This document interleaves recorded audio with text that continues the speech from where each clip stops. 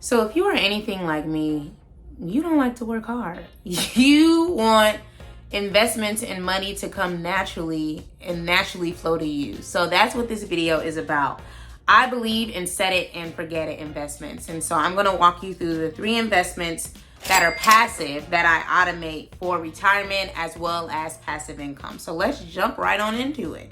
Number 1 is REITs, which are real estate investment trusts. And if you've never heard of these, think of these as company stocks like Apple, Google, Facebook, but those companies are actual properties. And the properties can be residential, like single family homes, duplexes, or they can be commercial, which can be office buildings, malls, or they can be multi-use, which means that there's apartments on top and there may be a corner store or a nail salon on the bottom. And what I love about these is that they are truly passive.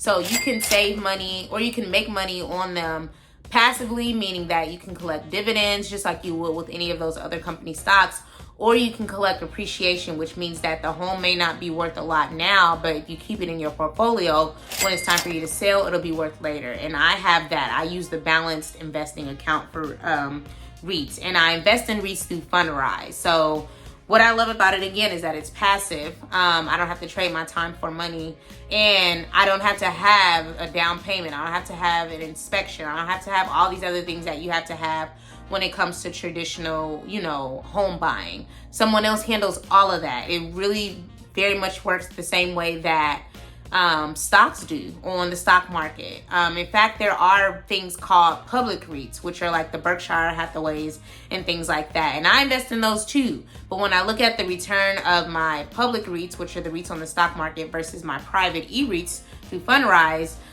the return is usually around 10% on average for Fundrise versus 6 to 7 on the public REITs. So that's one reason that I continue to prioritize those over the public REITs.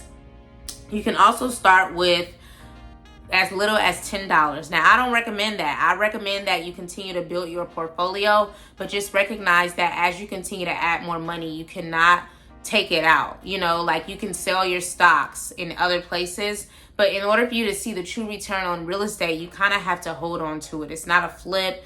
It's not something that you can just buy for 1 month and sell the next month. Like if that's your strategy, REITs likely are not for you. Like this is for someone who wants to see their money grow over at least 5 years. And anything other than that, I don't recommend you start here.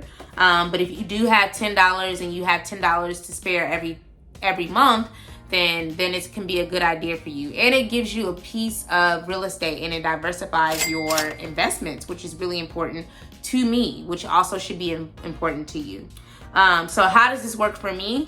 I invest $50 automatically from every check that I receive. And I put it automatically in Fundrise. So it comes out of my checking account and goes directly into Fundrise. And they let me know every time when they're getting ready to take it out. And I also check before I logged in here to see if I can give you guys some numbers, because somebody asked for that on another video. I forgot your name.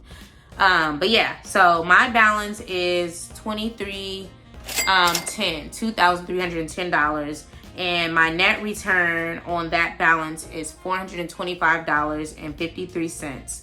And the return on investment based on my ROI of those two numbers is 18%. So if you know anything about the stock market, the average return is between 7 and 10%. So I'm already outperforming on an annual basis based on these numbers. Yeah, those are my numbers. I was looking at another point that I'm getting ready to jump into, which is my second investment. But yeah, I'm earning more on my money by adding REITs to my overall investment strategy.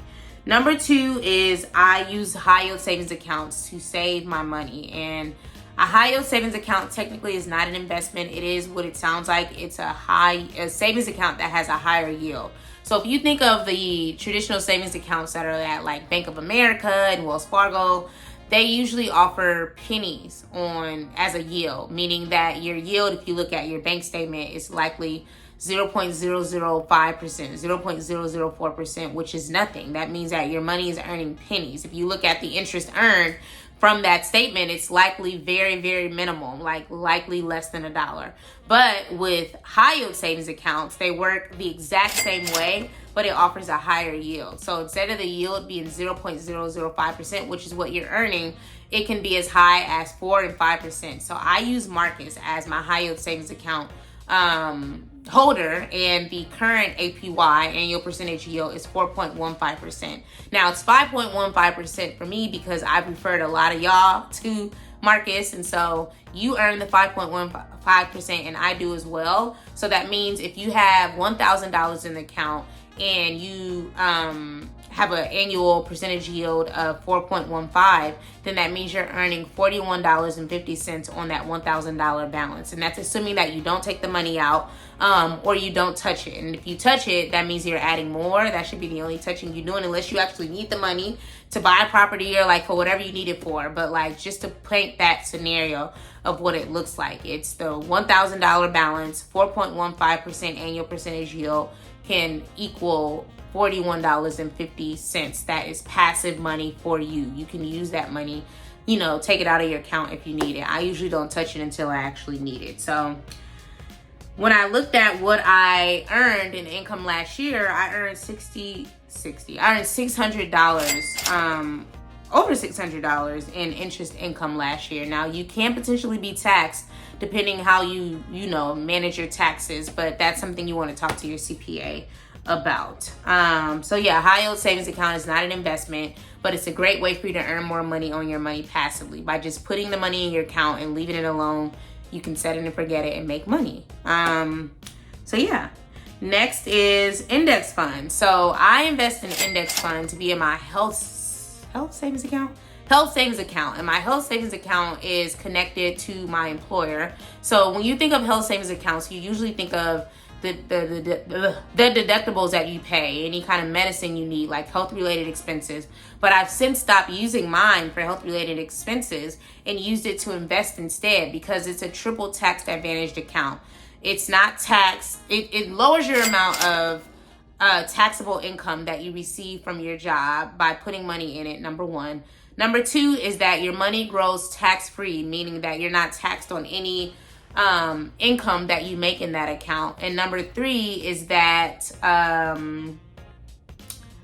your withdrawals are tax-free as well. So like, that's the beauty of these health savings accounts for me, and using it to grow your money. And you're also not taxed on any health related expenses that you actually use it for. But again, I don't use it for health related expenses. But if I do happen to make a health related expense, I can reimburse myself from that account, and it can be a tax-free experience. So that's what I love about health savings accounts, HSAs for short.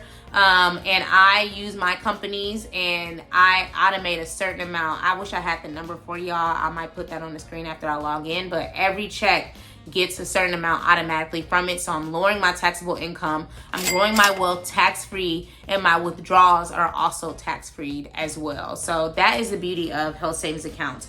And I use it primarily to invest in index funds. So do your own research on these things. Let me say that now before I jump into it. But the two that continue to perform very well for me are the VTSAX, VTSAX is the code, and it's the Vanguard Total Stock Index Fund. VTSAX, maybe that sounds better. And the other one is VFIAX, and that is the Vanguard 500 Index Fund. And what I love about these two, and you do have to have a minimum of $2,500 to invest in both of these. Unfortunately, I learned that the hard way, so FYI, you can't just invest $10 in these the way that you can with REITs. But it's worth it to me, because the dividends that you're earning from these index funds are amazing, and you can manage them on your own. You don't have to hire anyone the way that I hire someone else to manage some of my other portfolio. Like for these, I can go in, and they're ultimately self-managing. AI is a part of a lot of this, and so I love them because they are US based stocks, and they offer a combination of some of the biggest companies out there, the Googles, the Apples, the Facebooks, you know, in various industries. Those are all technology, but you can get some retailers in there. You can get finance in there. Like, it's a diverse group of stocks in one fund, which minimizes the amount or the risk that you have of your portfolio all the way tanking. Because just to give you context, like let's say you bought 500 shares of Google and Google goes out of business the next day. Like your investment is low-key going to tank. But if you invest in index funds or ETFs, which have a variety of different stocks from different industries in it, the volatility is usually a little less. And so that was really what I needed to hear to start experimenting with this. And so far, like every time I log in, my balance is higher, and I'm like, that's what I'm talking about. That's what I'm talking about. Now, I want to be honest and say that I'm reinvesting a lot of my dividends, so technically it's not income. But again, as my portfolio grows, whenever I'm ready to take it out, it's going to be worth more. But I'd rather not take it out now. I want to see it continue to grow. So those are the 3 set it and forget it investments that I've automated. Again, 2 of them are actually investments, high yield savings accounts or not. But I hope that this helps you. Please let me know if you have any questions. If you want to create your own strategy and start automating some of your investments, but you don't know where to start, please book me for a one-on-one personal finance session.